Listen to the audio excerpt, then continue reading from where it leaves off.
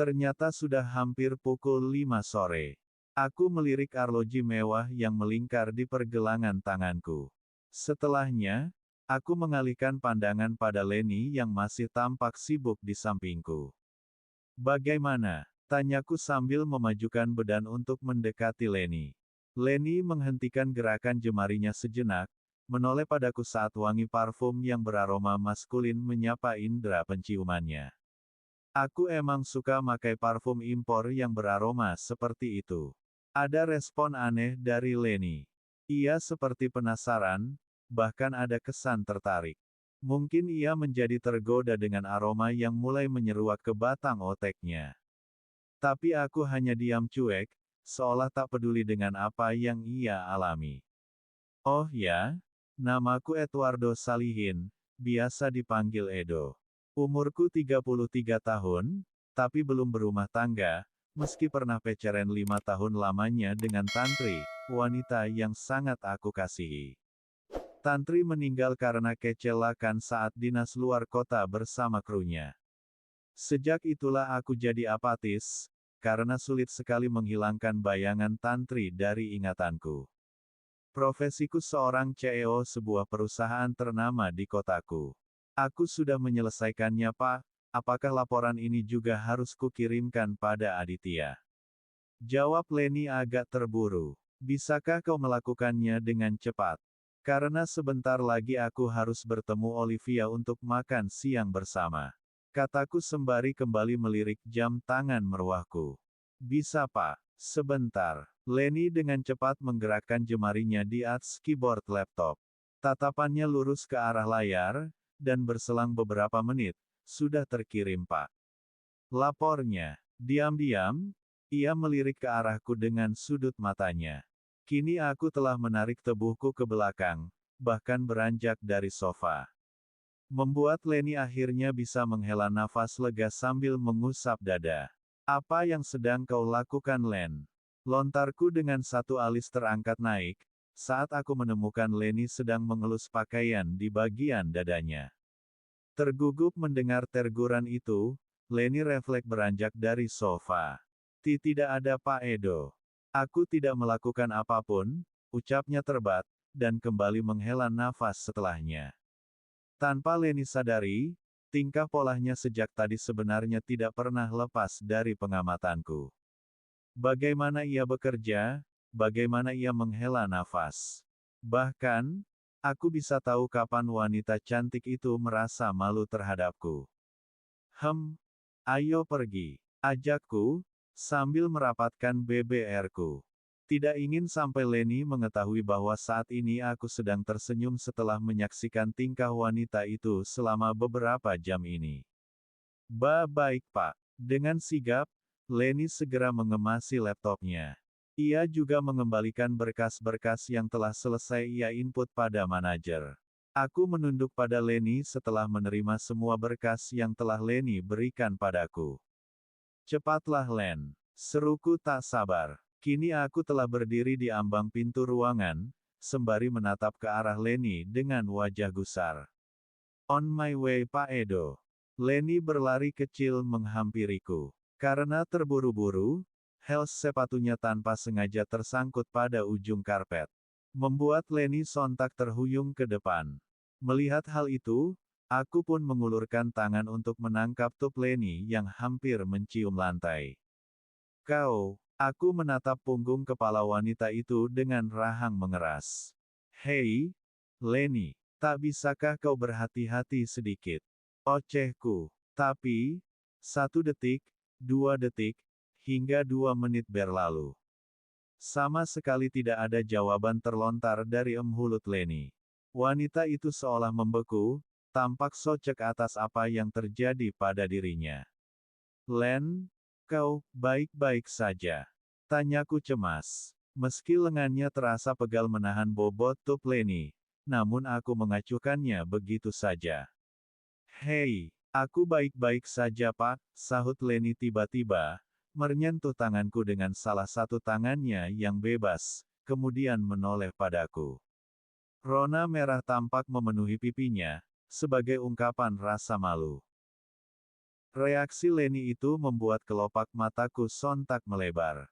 Apakah dia malu padaku? Maafkan aku, Pak. Dengan bantuanku, Leni berusaha menegakkan tubuhnya. Ia juga mengabaikan detak jantungnya yang berdegup kencang seakan ingin melompat keluar dari dalam tubuhnya. Ia benar-benar sangat malu sekarang. Leni malu karena aku telah menyadari bahwa ia tidak terlalu mahir menggunakan sepatu ber-H4K tinggi. Bagaimana kakimu? Tanyaku khawatir, sambil mengamati pergelangan kaki Leni. Tidak masalah, Pak. Leni tersenyum kecut, lalu menepuk roknya yang sedikit tertekuk kala ia terjatuh tadi. Kau yakin aku tidak perlu menggendongmu? Apa, Pak? Tanya Leni bingung, menatapku dengan wajah tak percaya.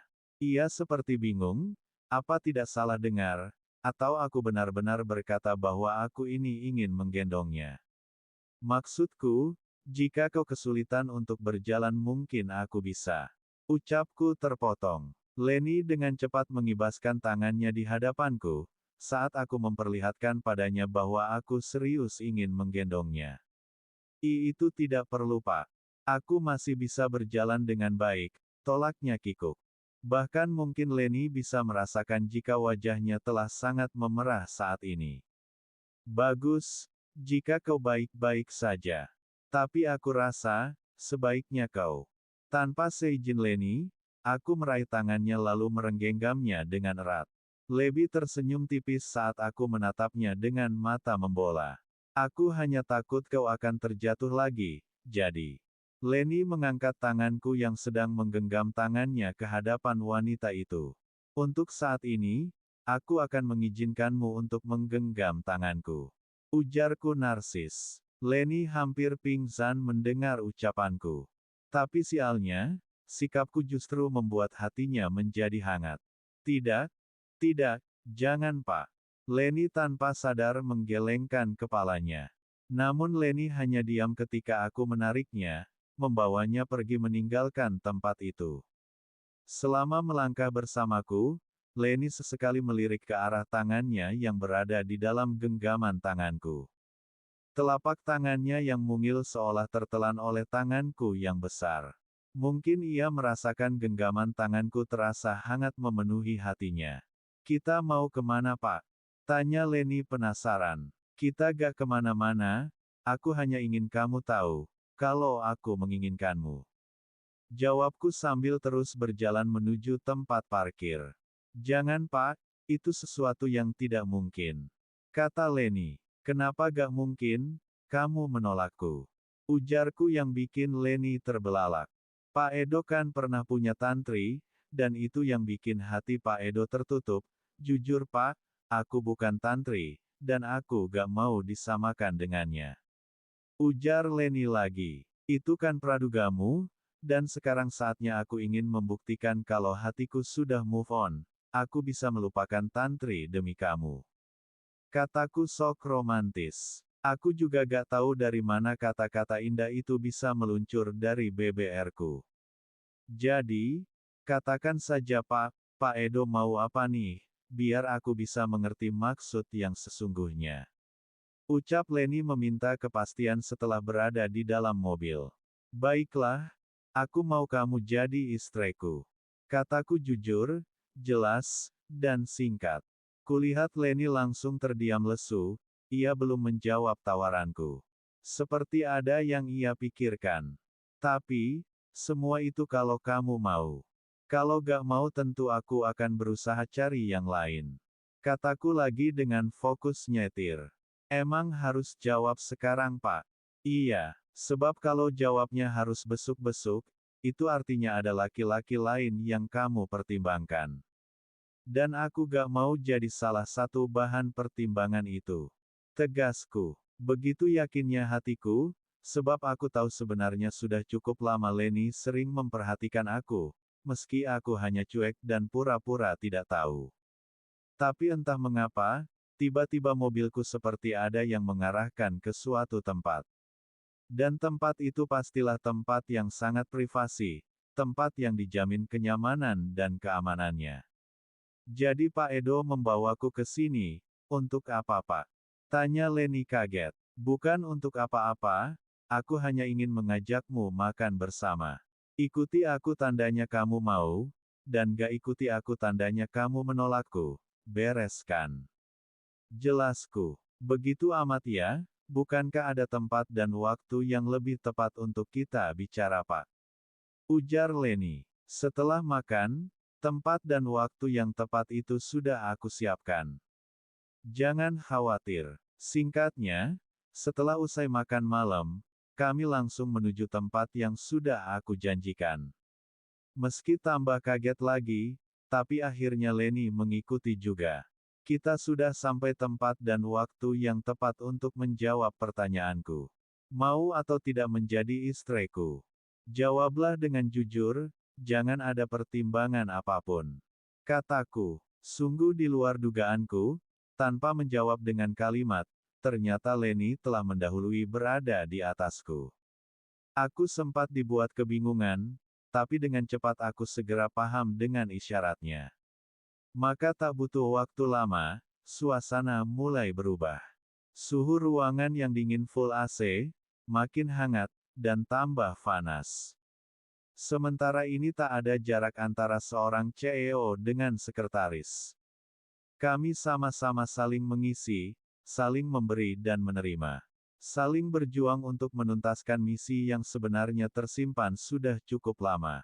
Sungguh, kami saling menikmati suasana malam yang paling indah ini, tanpa menyisakan sejengkal pun keindahan itu, karena kami larut dan lebur menjadi SATU dalam puncak kebahagiaan tertinggi.